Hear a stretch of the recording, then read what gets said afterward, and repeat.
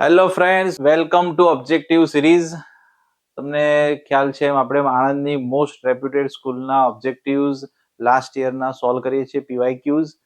કેમ કે ઓબ્જેક્ટિવ સિરીઝમાં ઓબ્જેક્ટિવ સેક્શનમાં જ મોસ્ટ ઓફ ધ સ્ટુડન્ટ્સને બધાને મિસ્ટેક્સ થતી હોય છે. સારા હોશિયાર રેન્કર સ્ટુડન્ટને પણ સેક્શન એમાં જ માર્ક્સ કટ થતા હોય છે. તો એ ઓબ્જેક્ટિવ સિરીઝમાં આજે આપણે જવું છે આઈબી પટેલ ગવર્મેન્ટ સ્કૂલ, એટલે કે આણંદની વિદ્યાનગરની એક મોસ્ટ રેપ્યુટેડ સ્કૂલ. સ્ટાર્ટ કરીએ. Every real natural number is an integer number. ચલો, અહીંયા જસ્ટ ખાલી રિયલ હોત તો આપણે ફોલ્સ લખી દેત, બટ રિયલ નેચરલ છે.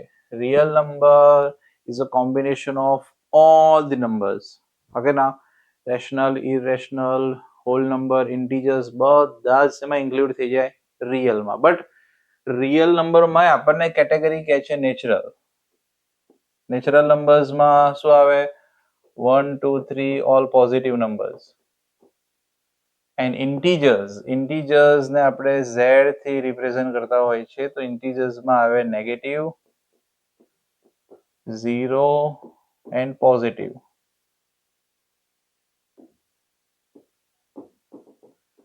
તો જો ચેક કરો તો આ 1, 2, 3 અહીંયાથી પોઝિટિવ નંબર્સ આવી ગયા કે ના આવી ગયા? યસ.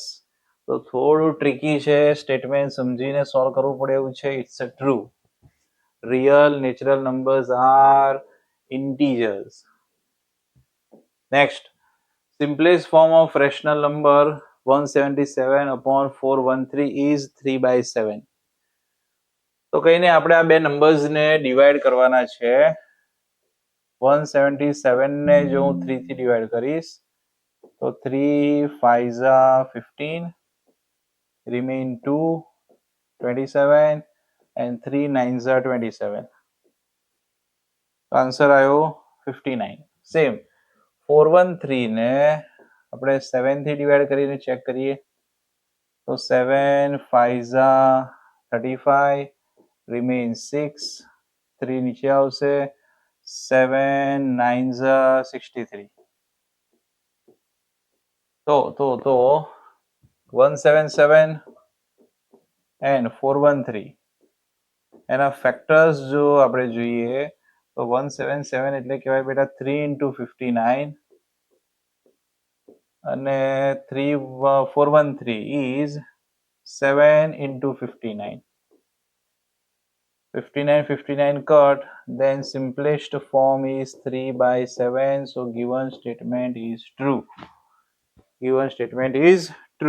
Okay my friends, તો જો આ ટાઈપના તમને બધા ચેપ્ટર્સના ઓબ્જેક્ટિવ ના સોલ્યુશન્સ જોઈતા હોય, તમારી બધી જ સ્કૂલના આણંદની મોસ્ટ રેપ્યુટેડ બધી જ સ્કૂલના ઓબ્જેક્ટિવના સોલ્યુશન્સ એટલે કે એના પીવાયક્યુઝના સોલ્યુશન, લાસ્ટ યરના બધા ક્વેશ્ચન્સની PDF, all subjects, not only main 4 subjects, Hindi Gujarati બધા સહિત બધા જ એક્ઝામની, first exam, second exam, final exam, right, plus paper sets, first exam paper set, second exam paper set and final exam paper set. તો બધું જ તમને એક જ જગ્યાએ ફ્રી ઓફ કોસ્ટ મળી જશે. આપણી આ એન્ડ્રોઈડ એપ્લિકેશન છે ઓમ લર્નિંગ એપ. તમે પ્લે સ્ટોરમાં સર્ચ કરીને પણ ડાઉનલોડ કરી શકશો, એન્ડ્રોઈડ પ્લે સ્ટોર. પ્લસ આ વિડીયોના ડિસ્ક્રિપ્શનમાં પણ હું આની લિંક મૂકી દઈશ. તો તમે ડાઉનલોડ કરશો અને જેવું ઓપન કરશો એટલે આવો કંઈક આનો યુઝર ફી ઇન્ટરફેસ હશે. એમાં ફ્રી મટીરિયલમાં જઈને તમે મેં વાત કરીએ બધી જ પીડીએફ્સ તમે જોઈ શકશો. Paper set, previous year questions બધું જ. આ previous year question 2024-25 as per standard 8, standard 9, standard 10, એમાં પણ તમે અંદર રિસ્પેક્ટિવ સ્ટાન્ડર્ડમાં જશો તો first exam, second exam, last exam બધાના પેપર્સ તમને એક જ જગ્યાએથી મળી જશે. પ્લસ આખું વર્ષ જે કંઈક અપડેટ્સ તમને મળતી રહે એની માટે stay connected, follow us on social media accounts. આ બધા જ અમારા સોશિયલ મીડિયા એકાઉન્ટ્સ છે, તમે એને ફોલો કરી શકો છો. યુટ્યુબ ચેનલનું નેમ છે આપણું Omdev sir Anand. Second option છે તમે ઇન્સ્ટાગ્રામથી આપણને ફોલો કરી શકો છો, આપણા ક્લાસીસને, આપણા ઇન્સ્ટિટ્યૂટને. ઓમ ઇન્સ્ટિટ્યૂટ નેમ છે, ઓમદેવ સર આણંદ નેમ છે એમાં પણ સેમ જ. ફેસબુકમાં પણ તમે આ આઈડીને ફોલો કરી શકો છો, સેમ નેમ છે ઓમદેવ સર આણંદ. અને વોટ્સએપ ચેનલમાં પણ તમે QR કોડ સ્કેન કરીને ફોલો કરી શકશો. અને હા, આ 4 સોશિયલ મીડિયા એકાઉન્ટ્સની લિંક હું આ ડિસ્ક્રિપ્શનમાં મૂકીશ. તો એવરી મંથ, એવરી 6 મંથ જે કંઈક તમારી first exam, second exam, final exam આવશે ત્યારે આ બધી જ અપડેટ્સ હું તમને આપતો રહીશ.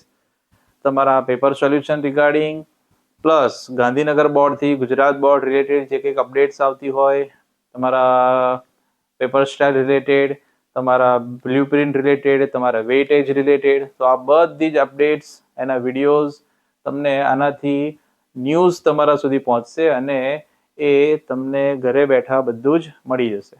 આઈ હોપ કે આ તમને બધું ક્લિયર થયું હશે. પોઈન્ટ 3.2 ચેપ્ટર 3 quadrants ને યાદ કરો. 3/2 and 2/1 lie in a second quadrant. If both numbers are positive, then it will lie in a first quadrant, not in second. So statement is false. Next. Thales belong to Greece country. Which country? Thales belong to Greece. Chapter 5 માં તો શકે ના. A point has a blank dimensions. Point ને ભાઈ કોઈ dimension હોય જ નહીં. It has 0 dimension. Then next, the rationalizing factor. So the rationalizing factor માં જે આપેલો નંબર છે, ક્વેશ્ચનમાં જે આપેલો નંબર છે એને રેશનલ બનાવવામાં જે નંબરથી તમે મલ્ટીપ્લાય કરો એ કહેવાય એનો રેશનલાઇઝિંગ ફેક્ટર. તો 1/√50 ને જો હું √50 થી મલ્ટીપ્લાય કરી દઉં તો √50 કટ થઈને આન્સર જે બચે એ રેશનલ બની જાય કે ના બની જાય? So rationalising factor is √50. Next, the sum of the linear pair of angle is always. linear pair માં એડિશન કેટલું થાય? 180. ચેપ્ટર નંબર 6 યાદ કરો, લાઇન્સ એન્ડ એંગલ્સ. ચલો, એ અને બી બે એંગલ સપ્લિમેન્ટરી એંગલ છે. સપ્લિમેન્ટરીમાં પણ એડિશન કેટલું થાય? 180. એમાં બે નંબર્સનો રેશિયો આપ્યો છે. શું આપ્યું છે? બે નંબર્સનો રેશિયો એ અને બી. જેને જ્યારે રેશિયો આવે ત્યારે આપણે શું કોને યાદ કરીએ? એક્સ ને. તો ડિટેલમાં નથી લખતો, હું શોર્ટમાં લખું છું. બે નંબર્સનું એડિશન 180. એમાં ફર્સ્ટ માટે આપણે લઈ લઈએ 5x અને સેકન્ડ માટે 7x is equal to 180. 5x plus 7x 12x. 12x equal to 180. 12 ક્યાં જશે? ડિવિઝનમાં 180/12. તો આ થશે બેટા 6 × 3 × 10 અને અહીંયા છે 6 2s, તો 6 6 કટ, 2 5s 10 અને 3 5s 15. x નો આન્સર 15 આવ્યો અને આપણને કીધું છે ઓનલી એંગલ એ. એંગલ એ માટે શું એઝ્યુમ કરેલું હતું આપણે? 5x. તો 5 × 15. હવે આપણી પાસે x ની વેલ્યુ છે તો 15 5s 75 ડિગ્રી આપણો આન્સર આવશે. Angle A is 75. ચલો, √3x - 3 is a blank polynomial. Root ખાલી 3 માટે જ છે, x સ્ક્વેર રૂટની બહાર છે, ઇઝ -3. તો અહીંયા જોવાનું x નો પાવર કેટલો છે? 1, અને 1 પાવર હોય તો એને કહેવાય linear polynomial. It's a linear polynomial. x is equal to -2 is a line perpendicular to line. ચલો, x axis y axis draw કર દો. x is equal to -2 અહીંયા ક્યાંક હશે, ઓકે ના? x axis પર -2 અહીંયા આવે અને એમાંથી લાઈન પાસ કરો તો એ લાઈનને કહેવાય x equal to -2 line. x equal to -2 line. પણ તમે જુઓ એ કોને પેરેલલ છે? y axis ને. x is equal to -2 line is parallel to y axis. is parallel to, oh sorry, perpendicular to છે. સોરી, perpendicular to છે. અમારી જેવી મિસ્ટેક તમે ના કરતા. પેરેલલ માટે પણ આવો ક્વેશ્ચન આવે જ છે. અત્યારે perpendicular પૂછે છે તો x એક્સિસ સાથે perpendicular થશે. કોની સાથે? x is equal to -2 line is perpendicular to x axis. Right, Euclid's first postulate. શું કહેતો હતો first postulate? A line can be drawn between any 2 points. A line can be drawn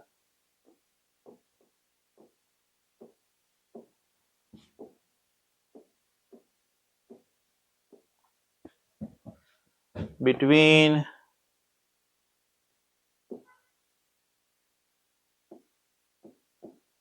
any 2 points.